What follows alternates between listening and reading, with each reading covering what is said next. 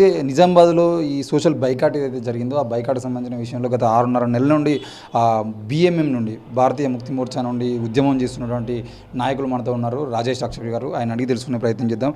అన్న, మీరు చెప్పండి, BMM నుండి మీరు గత 6.5 నెలల నుండి ఈ సంఘటన మీద ఉద్యమం చేస్తున్నారు కదా, ఎంతమంది ప్రజా సంఘాలను కలిసిరు? ప్రజా సంఘాలు ఏమంటున్నాయి మరి ఈ సోషల్ బైకాట్ మీద? అయితే మొట్టమొదటిసారిగా ప్రజా సంఘాలన్నీ కూడా రామాలయం ఇష్యూ జరిగిన తర్వాత వచ్చినాయి. ఈ రామాలయం ఇష్యూ జరగకముందే మేము అక్కడ వీళ్ళతో పాటుగా ఫైట్ చేస్తూ ఉన్నాం. ఇక్కడ మొట్టమొదటిసారిగా జరిగిన సంఘటన ఏంటంటే, ఈ గౌడ కులస్తులను సోషల్ బైకట్ చేశారు. సోషల్ బైకట్ చేసినప్పుడు మేము వెళ్ళి అక్కడ స్థానిక ఎర్గట్ల పోలీస్ స్టేషన్లో ఫిర్యాదు చేయడం జరిగింది.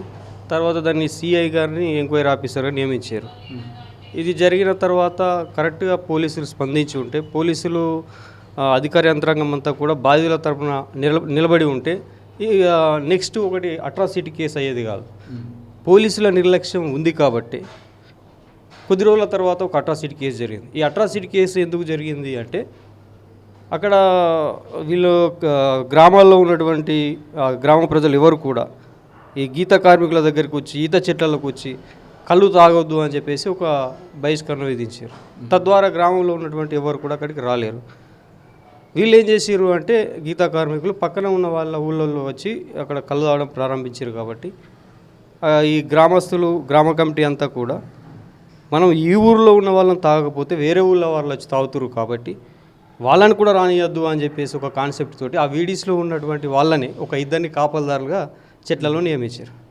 చెట్లలో నియమించినప్పుడు ఎవరైతే ఒక SC కమ్యూనిటీకి సంబంధించినటువంటి, అంటే అందులో 7 ఫ్యామిలీలు SCs ఉన్నారు గీతా కార్మికులు, ఒక 50 మంది ఫ్యామిలీస్ గౌడ కమ్యూనిటీ నుంచి ఉన్నారు.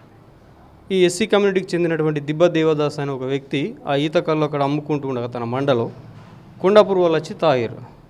ఆల్రెడీ వీడీసీ ఏం చేసింది, వేరే ఊరు నుంచి వచ్చి తాగుతారు కాబట్టి వాళ్ళని కూడా అడ్డుకోవాలని చెప్పేసి కాపలదారులకు కైకిళ్ళు ఇచ్చి వాళ్ళని కాపలదారులు పెట్టారు. ఈ కాపలదారులు వెళ్ళి వీడీసీ వాళ్ళు ఈ దిబ్బ దేవదాస్ అనే వ్యక్తిని, ఒక మాలా కమ్యూనిటీకి సంబంధించిన వ్యక్తిని కులం పేరుతో దూషించి నేను చంపేస్తాంరా మాలా లంజోడుకు అని చెప్పేసి బెదిరించారు. అప్పుడు ఏమైంది, మళ్ళీ ఒక SC/ST అట్రాసిటీ కేసు బుక్ అయింది. ఇది రెండవ దశ. అంటే మొదటి దశలో సోషల్ బైకట్ అయినప్పుడు పోలీసులు కరెక్ట్గా వాళ్ళ బాధ్యత నిర్వర్తించి ఉంటే ఈ SC/ST అట్రాసిటీ కేసు అయ్యేది కాదు. పోనీ ఈ SC/ST అట్రాసిటీ కేసు అయినప్పుడైనా మరి వీళ్ళు సక్రమంగా స్పందించారు అంటే లేదు. మామూలుగా కంప్లైంట్ తీసుకున్నారు, అరెస్ట్ చేస్తామని చెప్పారు, బుదిరికిచ్చి తోలేసారు.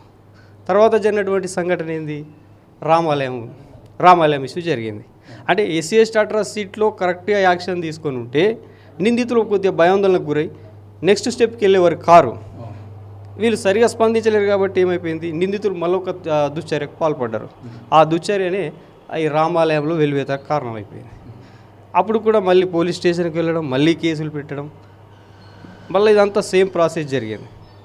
అప్పుడైనా మరి స్పందిస్తారంటే అప్పుడు ఈ విధంగానే సేమ్ కళ్ళబొల్లి కబుర్లు చెప్పి అరెస్ట్ చేస్తామని చెప్పారు. అప్పుడు అరెస్ట్ చేయలేరు. వాళ్ళు సేమ్ వాళ్ళకి ఏమాత్రం భయం లేకుండా అయిపోయింది.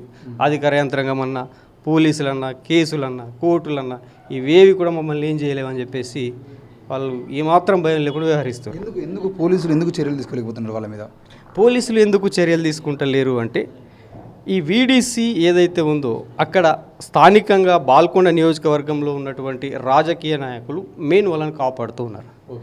పోలీస్ వ్యవస్థ వాళ్ళకి చేయాలని ఉన్నా కానీ రాజకీయ నాయకుల యొక్క ఒత్తిడి, ముఖ్యంగా అక్కడ ఇప్పుడు అధికారంలో ఉన్నటువంటి కాంగ్రెస్ పార్టీ, కానీ అక్కడ ప్రతిపక్షంలో ఉన్న ఎమ్మెల్యే వేముల ప్రశాంత్ రెడ్డి, మాజీ మినిస్టర్, మాజీ మంత్రి, ఆయన దీన్ని అడ్డుకుంటున్నాడు. ఆయన BRS పార్టీ నుంచి, ఆయన వేముల ప్రశాంత్ రెడ్డి. కాంగ్రెస్ పార్టీ నుంచి ఓడిపోయినటువంటి సునీల్ రెడ్డి, ఆయన వీడీసీకి సపోర్టు. నిజామాబాద్ జిల్లా కాంగ్రెస్ ప్రెసిడెంట్ మానల మోహన్ రెడ్డి, ఆయన ఒక రెడ్డి. ఈ రెడ్లంతా వేరే వేరే పార్టీలైనా, ఒకరు అధికార పక్షమైనా, ఒకరు ప్రతిపక్షమైనా కానీ వీరంతా కలిసి వీడీసీకి సపోర్ట్ చేస్తూ ఉన్నారు. తద్వారా వీళ్ళు ఏం చేస్తున్నారు, పోలీసుల పైన ఒత్తిడి చేస్తున్నారు. వీడీసీ వెళ్ళడం, రాజకీయ నాయకులు కలవడం, రాజకీయ నాయకులు పోలీసులకు ఇవ్వడం, పోలీసులు వాళ్ళ పని చేయకుండా రాజకీయ ఒత్తిడులకు గురవుతున్నారు. తద్వారా ఈ పోలీసులు సక్రమంగా పనిచేస్తలేరు. ఇది జరుగుతూ ఉంది. అంటే రెడ్లందరూ కలిసి ఇదంతా చేస్తున్నప్పుడు మీలాంటి చదువుకున్నటువంటి లేదంటే విద్యార్థి సంఘాలు, ప్రజా సంఘాలు పనిచేస్తున్నారు, మీరు ఎందుకు ఈ SC/ST బీసీలు అందరం ఏకైపోయి మనం వాళ్ళను వెలివేస్తామనే వరకు వాళ్ళని ఎందుకు ఎడ్యుకేట్ చేయలేకపోతున్నాం? మరి మేము చేస్తున్నాం, కొన్ని పోరాటాలు చేస్తున్నాం. నిజామాబాద్లో CP కార్యాలయాన్ని ముట్టించినాం. సిపి కార్యాలయానికి వెళ్ళినాం, కలెక్టర్కు ఒక ఫిర్యాదు ఇచ్చినాం, ఆర్మూర్ డివిజన్లో ఆర్డీఓ కార్యాలయం ముట్టడించడం, ఇవన్నీ చేస్తూ ఉన్నాం. ఒకవైపు సామాజికంగా ఇవన్నీ చేస్తూ ఉన్నాం, కానీ ప్రతిసారి ఏమవుతుంది అంటే వాళ్ళకి భయం రాకపోవడం కారణం ఈ వీడీసీలు రాజకీయ నాయకుల యొక్క అండా చూసుకొని వీళ్ళు చాలా ఇబ్బందికి గురి చేస్తూ ఉన్నారు. అంటే అధికార యంత్రాంగం ఏదైతే ఉందో వాళ్ళు బాధితులను సంరక్షించాలి, కానీ బాధితులను సంరక్షించాల్సినటువంటి అధికార యంత్రాంగం నిందితులను సంరక్షిస్తుంది. అంటే నిందితులను కాపాడుతున్నారు వాళ్ళు. ఏ విధంగా కాపాడుతున్నారు? కేసులు కాకుండా, అరెస్టులు కాకుండా, పోలీస్ స్టేషన్లలో వాళ్ళు పోలీసులు వచ్చి అరెస్ట్ చేయకుండా ఈ విధంగా అక్కడ ఉన్నటువంటి అధికార యంత్రాంగం పనిచేస్తుంది. కారణం ఏంటంటే కేవలం రాజకీయ ఒత్తిళ్లు మాత్రమే, ఒక పార్టీ నుంచి. ఒకవేళ మీరు అంటున్నట్లు రాజకీయ ఒత్తిళ్ల వల్ల ఇదంతా జరుగుతుంది అనుకున్నప్పుడు మీరు ఆర్డీఓ కార్యాలయం, కలెక్టర్ కార్యాలయం ముట్టడి చేయకుండా ఈ వేముల ప్రశాంత్ రెడ్డి లేదంటే సునీల్ రెడ్డి ఇల్లు ముట్టడి చేస్తే అయిపోతాయి కదా. వీళ్ళని రోడ్డు మీద తీసుకొస్తే అయిపోతాయి కదా. వీళ్ళ వాహనాలు లేదంటే వీళ్ళు ఇల్లు ముట్టడి చేస్తే వాళ్ళ తలొక్కి అటువంటి అవకాశం ఉంటుంది కదా. వాస్తవమే. అంటే ఉద్యమానికి ఏదైనా కొన్ని దశలు ఉంటాయి. మేము మొదటగా చట్టం మీద నమ్మకంతో పోలీస్ స్టేషన్లకు వెళ్ళాం. తర్వాత అధికార యంత్రాంగానికి సంబంధించిన ఆర్డీఓ కార్యాలయానికి, సిపి కార్యాలయానికి, కలెక్టర్ కార్యాలయానికి వెళ్ళాం. ఇప్పుడు నెక్స్ట్ ప్రోగ్రామ్ ఏంది? అవసరమైతే జైలు బరో వేస్తాం, అవసరమైతే ఈ ఎవరైతే అడ్డుకుంటున్నారో మెయిన్ సునీల్ రెడ్డి మోర్దార్లో ఒక పెద్ద విల్లా కట్టుకున్నాడు, బంగ్లా కట్టుకున్నాడు, ప్రజాభవన్ అని చెప్పేసి, ఆయన ప్రజాభవన్ ముట్టడిస్తాం. అవసరమైతే కాంగ్రెస్ పార్టీ జిల్లా డీసీసీ ఆఫీస్ ఉంటుంది కదా, దాన్ని కూడా ముట్టడిస్తాం. మాకు ఎవరికి భయం లేదు. ఖచ్చితంగా ఈ వేముల ప్రశాంత్ రెడ్డి, మోహన్ రెడ్డి, సునీల్ రెడ్డి వీళ్ళందరి యొక్క ఇళ్లను ముట్టడించే కార్యక్రమం భవిష్యత్తులో తీసుకుంటాం. అంటే మీరు చేస్తున్న ఉద్యమానికి ఎస్సీలే కాకుండా బీసీ కులాల నుండి మద్దతు దొరుకుతుందా? అందరు కలిసి ముందుకు రావడానికి సిద్ధంగా ఉన్నారా? ఎస్సీ ఎస్టీ బీసీలు అందరూ కూడా కలిసి దీంట్లో ఉద్యమం చేస్తూ ఉన్నారు. ఎందుకంటే ఈరోజు జరిగినటువంటి సంఘటనలో ఈ తాళరాంపూర్ మాత్రమే కాదు, జక్రంపల్లిలో రజకులను వెలివేసారు, దేగంలో గౌడాలను వెలివేసారు, మారంపల్లిలో ఎస్సీ మాలా కమ్యూనిటీ వెలివేసారు. ఈ విధంగా చాలామంది కొన్ని చోట్ల బీసీలను, కొన్ని చోట్ల ఎస్సీలను ఈ విధంగా వెలివేసారు. కాబట్టి వీళ్ళంతా కూడా మాకు మద్దతు ఇస్తున్నారు. వెలివేసిన గ్రామాలు, ఇంకా కొన్ని సామాజిక సంఘాలు, వెలివేతకు గురి కాకుండా కొంతమంది అంబేద్కరిస్టులు, కమ్యూనిస్టులు, కొన్ని సామాజిక సంఘాల వాళ్ళు చాలామంది కూడా పాల్గొనడం జరిగింది. మొన్న 29వ తారీఖు ఏప్రిల్ 29వ తేదీన ఒక పెద్ద ర్యాలీ చేసినాం, ఒక 3000 మందితోటి ఆర్మూర్లో. చాలా బ్రహ్మాండంగా సక్సెస్ అయింది. ఆ రోజు ఆర్డీఓ దగ్గరికి వెళ్ళినాం, మళ్ళీ అవే కళ్ళబొల్లి కబుర్లు, ఏం జరగలేదు. కాకపోతే ఒక ఇద్దరిని అరెస్ట్ చేసి వెంటనే మళ్ళీ బెయిల్ మీద వదిలిపెట్టడం జరిగింది. అంటే అట్రాసిటీ కేసులో కూడా ఇప్పటివరకు చర్యలు తీసుకోలేదు కదా. మరి మీరు కోర్టుకు వెళ్ళడం కానీ అవన్నీ ఏం చేస్తలేరా? అట్రాసిటీ కేసులో 48 గంటల్లో వాళ్ళని ఎవరైతే నిందితులు ఉన్నారో వాళ్ళని తీసుకొచ్చి అరెస్ట్ చేయాలి, బాధితులకు ప్రభుత్వం నుండి రావాల్సినటువంటి అన్నింటిని అందించాలి, ఇవన్నీ ఉంటాయి కదా. వీటన్నిటిని ఇంత తొంగలు తొక్కుతున్నా ఎందుకు మీరు అధికారులు కానీ వాళ్ళ మీద మీరు కేసులు పెట్టేటువంటి ప్రయత్నం చేయట్లేదు?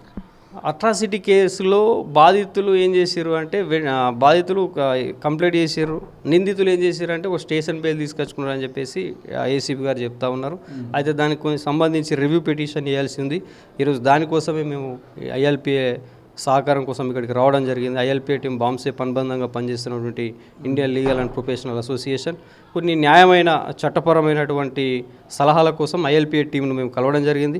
భవిష్యత్తులో ఐఎల్పిఏ, భారత్ ముక్తి మోర్చా, భారతీయ విద్యార్థి మోర్చా, బిఎస్ఎఫ్ఐ ఈ విధంగా సామాజిక సంఘాలన్నీ కూడా కలుపుకొని ఇటు ఒకవైపు సోషల్ మూమెంటు, మరొక వైపు లీగల్గా చట్టపరంగా చర్యలు తీసుకోవడానికి మేమంతా కూడా కలిసి పనిచేస్తాం. ఖచ్చితంగా వీడీసీలు వర్సెస్ అంబేద్కరిస్టులు అనే ఉద్యమాన్ని మాత్రం ఆర్మూర్ డివిజన్లో నిజామాబాద్ జిల్లాలో పెద్ద ఎత్తున చేయబోతున్నాం. వీడీసీల యొక్క అంతం అయ్యే వరకు ఖచ్చితంగా మేము పోరాటం చేస్తాం. మా యొక్క లక్ష్యం వీడీసీ అంటే ఒక తాళ్ళరాంపూర్లో ఉన్న వీడీసీ మీద కాదు, నిజామాబాద్ జిల్లాలో ఉన్నటువంటి వీడీసీలన్నీ కూడా వాటి యొక్క ఆగడాలను అరికట్టాలి. వీడీసీ వ్యవస్థ పూర్తిగా రద్దు కావాలి. దానికి సంబంధించినటువంటి సర్క్యులర్స్ కూడా ప్రభుత్వం నుంచి రావాలి. ఏదైనా జీవో అయినా చట్టమైనా చేసి ఈ వీడీసీలే లేకుండా చేయాలని మా యొక్క లక్ష్యం.